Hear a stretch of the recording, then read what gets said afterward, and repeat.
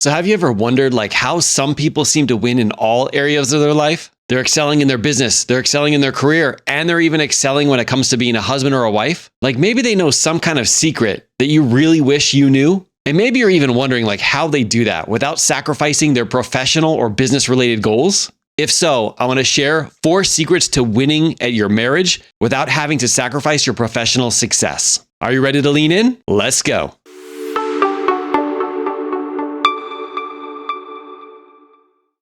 So ever since I started to work, I had this feeling like I was put here to provide. I wanted to excel at work so I could provide for everybody that I cared about the most. But see, I ran into this problem. And the problem was I was putting so much time and energy and effort into my career that I was actually getting further away from what I actually wanted the most.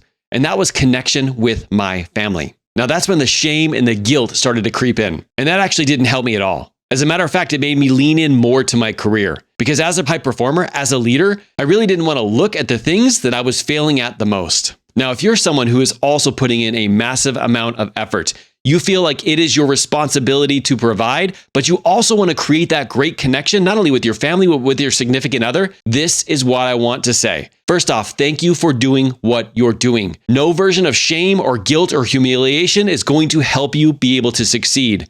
Instead, I want you to lean into how might I make these adjustments to actually have the best of both worlds. And I applaud you for being here because let me tell you, most leaders are not willing to feel uncomfortable and change and grow anyway. But that's not you. You're not most leaders. So let's go.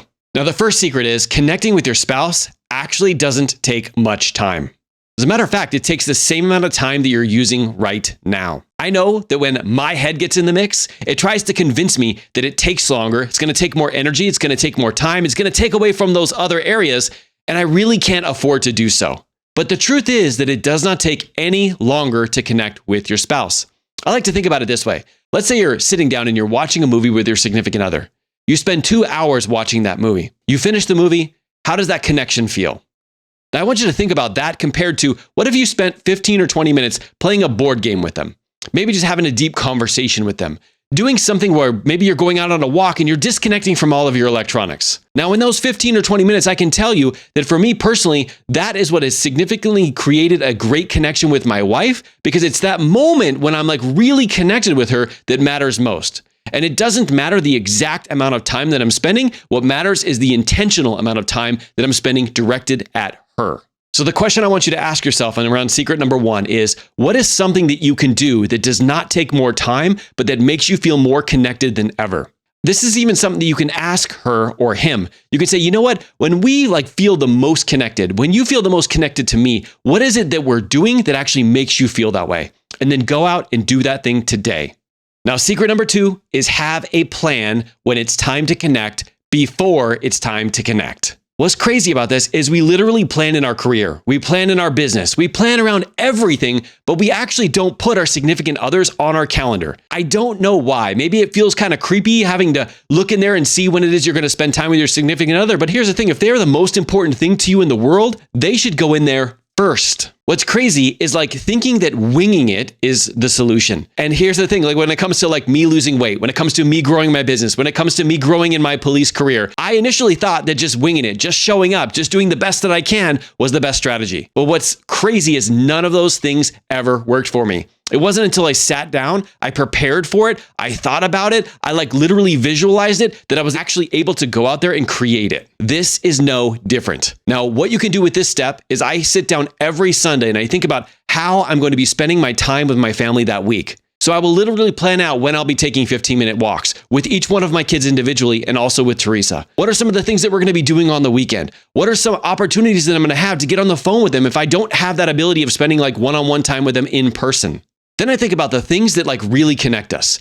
These are things like walks, going bowling, doing things that are just maybe outside of the norm, making dinner fun again. I mean, one of the things that I'm thinking about even right now is we did this thing where literally it takes the same amount of time to eat dinner. But what we did is we got to choose which person's seat we got to sit in that day. And based off of where we sat, that was the personality that we had to be for dinner. It was so funny. I don't even remember exactly what we ate or how we ate because we were all laughing and just having a ton of fun. And it did not take any more time than just having dinner by itself. But I would have never been able to come up with that if I hadn't sat down and planned it out in advance. Now, the next secret is sometimes just having questions to ask is all you need to do to create that connection. So even the last idea and the last secret can kind of seem overwhelming if you're first getting started. But what if I said if you have a collection of questions that you can ask that will actually create that connection, create that intentionality, that's all you had to have? Now, let me tell you this. A lot of the questions that we ask when we really do want to connect are terrible. At least they were for me. Here's our questions like, oh, how was your day? Do you know what the answer to that question is? It's either fine or good or fine. None of which creates an awesome connection. But what if we change that to, what was the funniest thing that happened today? What's something that really made you smile? Or here's a good one too. When we're having the most fun, what is it that we're doing together that makes you feel that way? Now, if you've got kids, this is an important one. Ask your significant other, before we had kids, what were some of the things that we used to do together that you loved to do? And then guess what? Schedule some time to do those things. Now, I do want to caveat this secret with this, and that is like, sometimes if you're not the person to ask great questions, it's going to feel a little awkward in the beginning. So you got to call out to it. As a leader, that's what I always like to do. Whenever I make mistakes, whenever I really approach things from a different angle, I want to call out to it because I know they're going to feel that too. So you can even do something like this. You know what? I'm trying to become a better husband for you. And I've noticed that the level of questions that I ask are terrible. And I take full responsibility for this and I want to level them up. So I've actually connected with somebody who's going to help me form better questions so we can actually feel more connected and so I can find out more about you. I'm so excited to do this, but here's the thing. This might be a little awkward. It might be a little weird. And who knows, maybe I ask you these questions and you're like, I don't want any part of this. And I'll be totally cool. I'll stop everything if that's the case. But if you're okay with it, I want to become better for you. I want to become that husband that you truly do deserve. So if you're okay with it, I would like to ask you a few of these questions. And if it's awkward or anything, we can stop there. Is that okay? Now, I got one more bonus tip at the end, but I want to jump into secret number 4 first. Secret number 4 is sometimes all they need is somebody to talk to. Being available is a big part of the equation. But what I typically do is when my kids or my wife bring me something, my brain goes into fixing mode. I mean, why else would they tell me that if they didn't want me to fix it, right? But honestly, that is 95% of the time, they don't want me to fix it. They just want to feel seen and be heard. So literally, instead of listening to come up with a solution to their problems, I just listen and feel a little bit of empathy in terms of how I would feel if I was in their situation. So I stopped overcomplicating it and I started just listening. Now here's my bonus tip. Relationships take a while to build up. Immediately starting 1 or 2 or 4 of these secrets is going to be powerful for you, but it's not going to be powerful by tomorrow. Now, when you start having these high level of conversations, I want you to avoid doing one thing at all costs. And that is, I don't want you to jump to conclusions or show a massive amount of emotions when people bring things to you that you've never heard before. Here's the thing. When we're having conversations with people, how we react tells them whether or not they're safe to bring stuff to us in the future or not. And trust me, you want them to bring stuff to you in the future.